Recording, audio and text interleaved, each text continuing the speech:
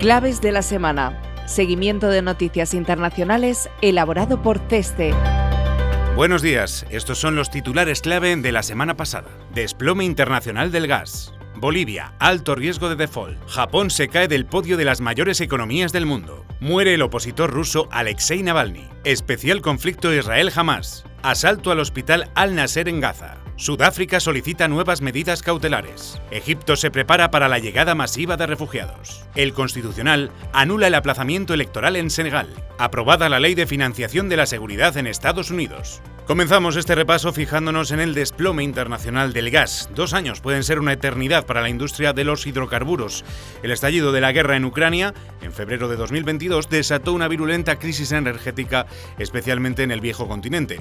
La cotización del gas referenciado en Europa, el Dutch TTF, se multiplicó por 10 en apenas unas semanas hasta registrar máximos históricos por encima de los 300 euros el megavatio. El cortocircuito del gas importado de Rusia supuso un formidable desafío que disparó el riesgo de desabastecimiento, además de encarecer sustancialmente el precio de la electricidad, los fertilizantes y el transporte. 2 años después, la industria del gas se ha desplazado hacia el otro lado de la balanza. El precio del gas natural referenciado en Estados Unidos, el Henry Hub, descendió esta semana hasta $1,6 por millón de unidades térmicas británicas, un 50% menos en comparación con los valores de hace un año. Supone además el valor más bajo de los últimos 30 años. Este desplome se explica en primer lugar por la anomalía climática. Este invierno está siendo con diferencia el más cálido desde el inicio de la serie histórica, en 1950, lo que ha conducido a una sensible caída del consumo de gas vinculado a la calefacción. Al mismo tiempo, la producción en Estados Unidos alcanzó en diciembre un nuevo máximo histórico, por encima de los 105.000 millones de pies cúbicos al día, el doble que hace algo más de una década. Por su parte, la cotización del TTF Dutch se ha desplomado también cerca de un 50% respecto a los valores de hace un año. En la última semana, el precio del gas referenciado en Europa descendió hasta los 24 euros por megavatio, un valor que no se veía desde mediados de 2021. El invierno sorprendentemente cálido ha permitido además que las reservas de gas en Europa se sitúen en valores inusualmente elevados para estas fechas, entre el 60 y el 80% de la capacidad según el país.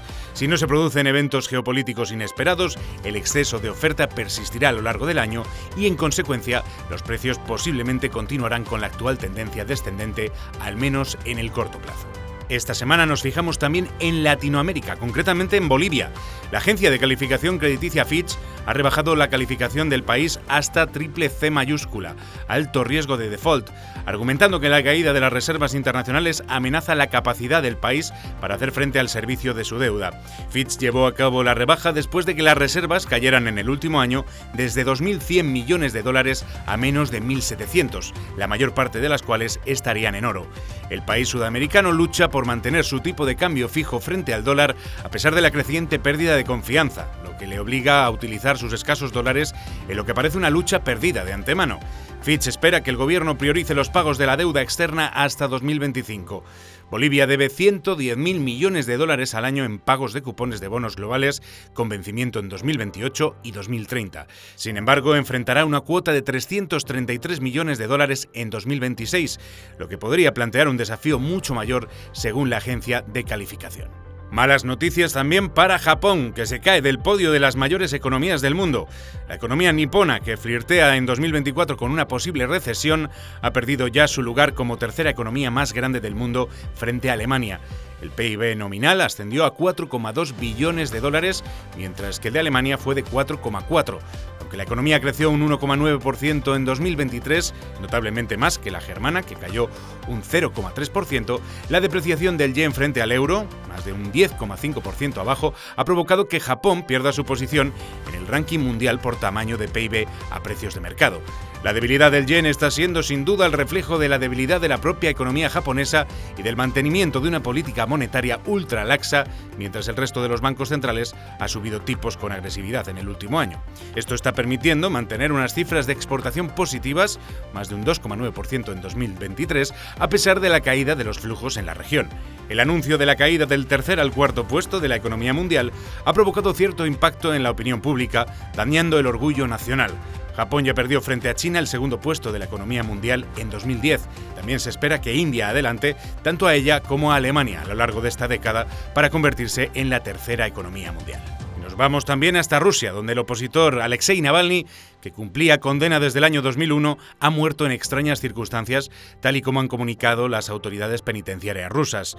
La oficina del Servicio Penitenciario Federal informó en su página web de que Navalny se sintió indispuesto tras un paseo y perdió el conocimiento. Tras varios intentos de reanimación, las autoridades decretaron su muerte sin que se haya esclarecido la causa. La Unión Europea no ha dudado en responsabilizar a Moscú de su muerte y tildarlo de asesinato político. Navalny, abogado de formación, saltó a la fama hace 15 años por su denuncia de los casos de corrupción en el Kremlin y posteriormente se convirtió en una de las últimas figuras de la oposición rusa.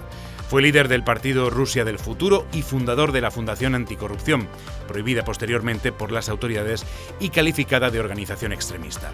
La muerte del disidente ha coincidido con el inicio de la campaña para las próximas elecciones presidenciales que tendrán lugar el próximo mes de marzo. El presidente Putin se presenta a la reelección sin rival, ya que la Junta Electoral no ha aceptado ninguna otra candidatura por supuestas irregularidades. Y por supuesto seguimos muy pendientes del conflicto Israel-Hamás, que ha estado marcado esta semana por el asalto al hospital de Al-Nasser de Khan Yunis, la mayor infraestructura sanitaria de Gaza que todavía continuaba en funcionamiento. Las autoridades israelíes aseguran que las instalaciones habían sido utilizadas para retener a rehenes y refugiar terroristas. El director general de la Organización Mundial de la Salud, Tedros Adhanom Ghebreyesus, ha denunciado que el hospital ha quedado inoperativo como consecuencia de los daños causados durante el asedio.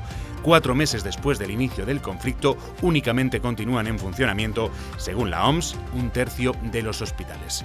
También coge protagonismo en este conflicto el gobierno sudafricano, que presentó el 13 de febrero una solicitud urgente ante la Corte Internacional de Justicia para que evaluase la aprobación de medidas cautelares ante la inminente operación militar anunciada por Tel Aviv en Rafah. El máximo tribunal de la ONU rechazó la solicitud al considerar que las medidas impuestas a Israel en el fallo emitido el 26 de enero, entre ellas hacer todo lo posible para evitar la muerte, la destrucción y cualquier acto de genocidio, es aplicable en todo el territorio, incluido Rafah. La Corte recordó a Tel Aviv que está obligado a cumplir plenamente con sus obligaciones según la Convención para la Prevención y la Sanción del Delito de Genocidio. Y todo ello mientras Egipto se prepara para la llegada masiva de refugiados. Un estudio realizado a partir de imágenes de satélite, publicado esta semana, sugiere que el país se estaría preparando ante la posibilidad de que la ofensiva en Rafah desencadene un éxodo masivo. Además de reforzar el despliegue militar a lo largo de la frontera, El Cairo comenzó a principios de febrero a construir un muro de hormigón de varios metros de altura a lo largo de un terreno con una extensión de 20 kilómetros cuadrados, al lado de la frontera con Gaza. Se calcula que el recinto amurallado podría albergar a 100.000 palestinos en caso de que la operación militar desencadene una oleada masiva de refugiados. Dejamos Oriente Medio y nos vamos a Senegal, donde el Consejo Constitucional ha dictaminado que la decisión del presidente Macky Sall de posponer las elecciones es ilegal y que la votación debe celebrarse lo antes posible. El aplazamiento de los comicios, anunciado por Sall el 3 de febrero, excusándose en los desacuerdos entre el Constitucional y el Poder Ejecutivo, fue ratificado por la Asamblea Nacional en una caótica sesión. Durante la misma se fijó una nueva fecha para los comicios, el 15 de diciembre, lo que supone una extensión de 10 meses del mandato de Sall, lo que ha desatado una crisis política sin precedentes y una oleada de protestas que deja ya 3 muertos. La resolución del Constitucional, pese a los miedos iniciales, ha sido acatada por Sall, cuya oficina ha declarado que el presidente tiene la intención de ejecutar en su totalidad la decisión del Consejo y que el jefe de Estado conducirá las consultas necesarias para organizar las elecciones lo antes posible. Todavía no se ha anunciado cuándo podrían celebrarse los comicios, aunque para cumplir los plazos constitucionales, la votación debería tener lugar como tarde el 2 de marzo, fecha que no deja margen suficiente para que los partidos lleven a cabo una campaña electoral al uso. Aunque todavía existe mucha incertidumbre, la rápida concesión de Sall parece indicar que la desaprobación generalizada de la comunidad internacional ha tenido un efecto directo sobre las expectativas del mandatario, a lo que se suma, según rumores recogidos por múltiples fuentes, un menguante apoyo dentro de su partido. Cabe destacar que el ejército no se ha manifestado y que históricamente, al contrario que en otros países de la región, han respaldado las instituciones democráticas. Y acabamos este repaso en Estados Unidos, donde el Senado ha aprobado un proyecto de ley de financiación de la seguridad nacional por valor de 95.000 millones de dólares que incluye nuevas ayudas a Ucrania, Israel, Gaza y Taiwán. La votación final sobre el proyecto de ley en el Senado se produjo después de varias semanas de presiones por parte de la administración Biden y de una creciente división entre los republicanos sobre las ventajas de proporcionar más ayuda a Ucrania. Los defensores del paquete de ayuda, incluida la Casa Blanca, la mayoría de los demócratas y los republicanos, republicanos tradicionales han argumentado que el abandono de Ucrania podría dar lugar a avances rusos en el campo de batalla y envalentonar a China para invadir Taiwán. El presidente Biden instó a la Cámara Alta, controlada por los republicanos, a que avancen en este asunto con urgencia, ya que el presidente estadounidense no puede promulgar la ley sin que haya recibido la aprobación de ambas cámaras. El enfrentamiento en el Capitolio ha puesto de relieve cómo Trump, el candidato republicano favorito para las elecciones presidenciales de este año, ha aumentado su influencia sobre el partido en las cuestiones de política exterior. De hecho, hace apenas unos días, en un mitin de campaña, el candidato republicano puso en duda la participación de Estados Unidos en la OTAN si los aliados europeos no aumentaban su gasto en defensa. Y hasta aquí nuestro repaso de noticias internacionales. Recuerda que puedes consultar más desde el apartado de comunicación Claves de la Semana en nuestra web ceste.com. Hasta la semana que viene.